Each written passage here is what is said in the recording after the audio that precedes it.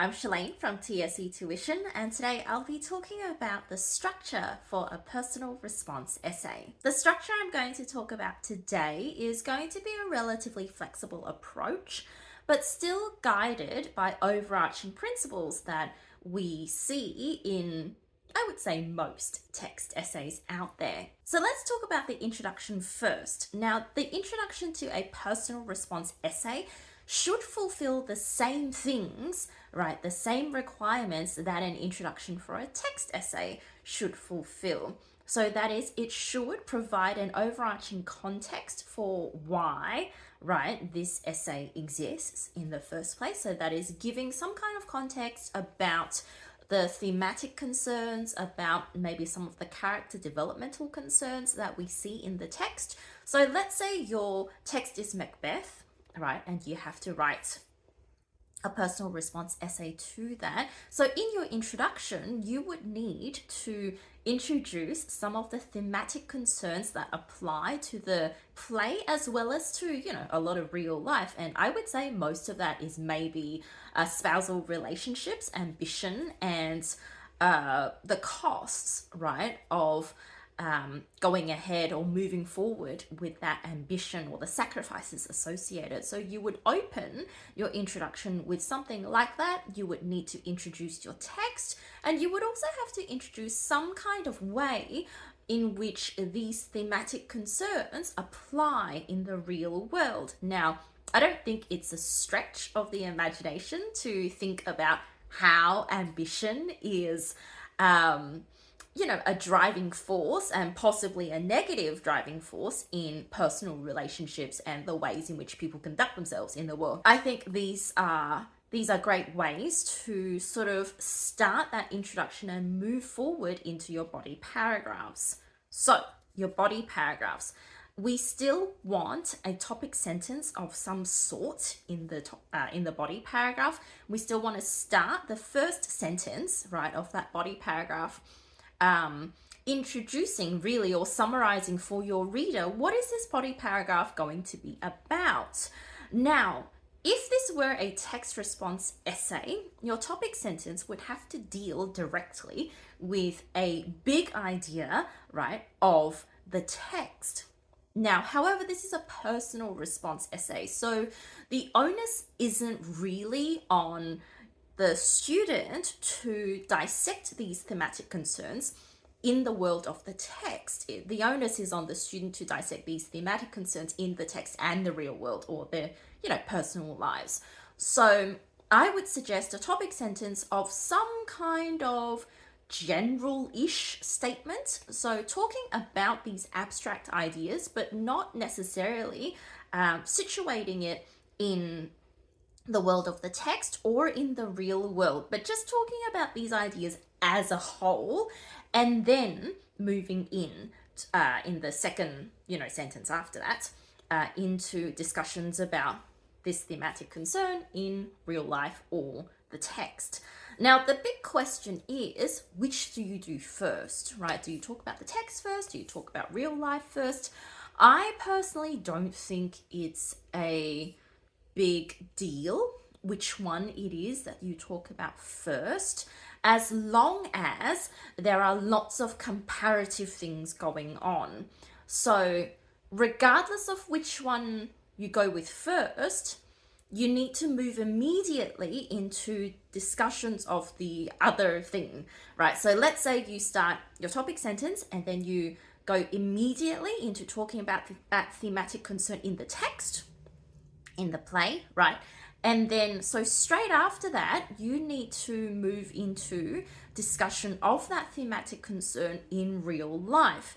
So again, Macbeth as an example. So you have a topic sentence, I don't know, something about ambition is, something that's like a double-edged sword, right? Something like that. That's your topic sentence. You move immediately into discussion of ambition in Macbeth and how it drives him to do, really unspeakable things. And then you need to compare that with how ambition plays out in, sort of the real world in, say, Elon Musk, Bill Gates, any kind of sports people, right? Very ambitious, very driven. So then we would need to talk about that immediately and do some sort of comparison where, ambition drives Macbeth to do really unspeakable, violent, murderous things.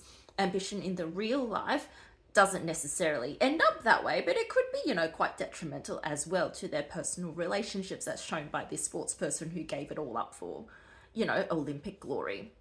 I don't know anything about sports, but that could be an example. So in that body paragraph, you need to toggle between these two worlds, right? The world of the text and the real world. So regardless of which one you start with, there needs to be lots of juggling, switching back and forth and using lots of comparative language as well. Now, then the other big question is, once we get there, is how many times do we need to toggle between real world and the world of the text? I would say for a year 11, right, let's think about it logically. We're expecting roughly about 3 body paragraphs, right, in the essay. You're usually given about 70 minutes-ish to write this. So realistically, word count wise, we're looking at approximately 600 to 700 words-ish all up in the sack.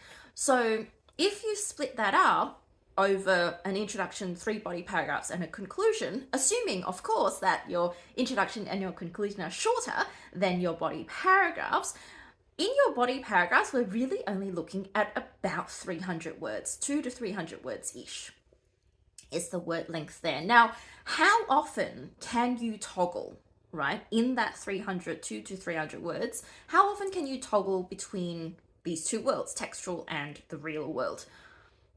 I think if you were going to do it well, right, using lots of comparative language, right, really delving in deep, right, into the two worlds and how these thematic concerns materialize and manifest themselves, I think realistically, 3 times is realistic, 4 is ambitious, 5 is impossible. That's my rough breakdown. Now, of course, are these hard and fast rules? No. I think if you are a slower writing kind of student and you're not a fast writer, right? You're probably going to be writing about 200 to 250 words-ish in a body paragraph.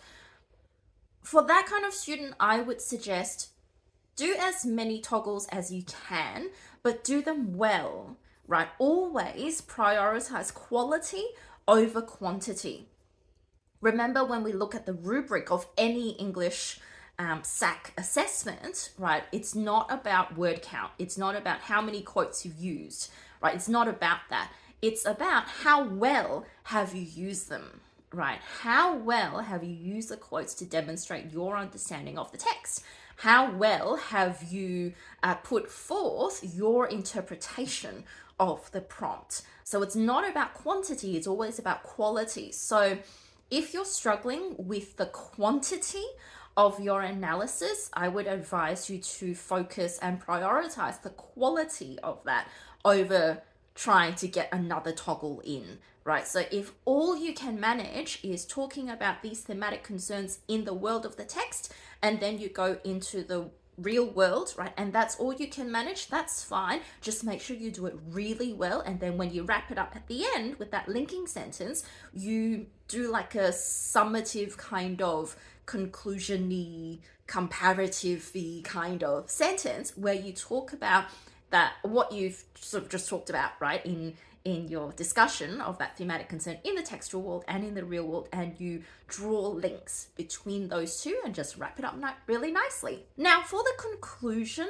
I think it's pretty stock standard. You want to summarize what you've talked about in your body paragraphs. You do not want to bring in new ideas. I will repeat myself. You do not want to bring in new ideas in the conclusion. That is the quickest and easiest way to really annoy your teacher or your assessor. We do not want to see new ideas there. We should be wrapping it up, right? We should be summarizing. We should be making connections between, well, how do all your body paragraphs come together, right, to form an overarching coherent idea. So are we saying that body paragraphs 1 and 2 lead to 3?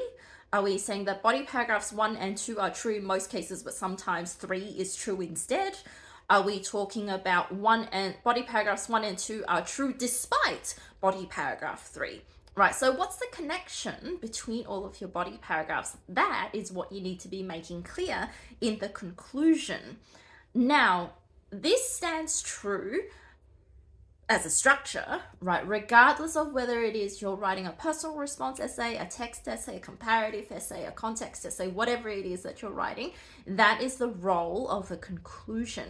So in a personal response essay context, in that conclusion, you need to be drawing on these thematic concerns and, creating or making explicit, right, the association between your body paragraphs in terms of, are these concerns more real in the textual world than in the real world? Do they play out differently?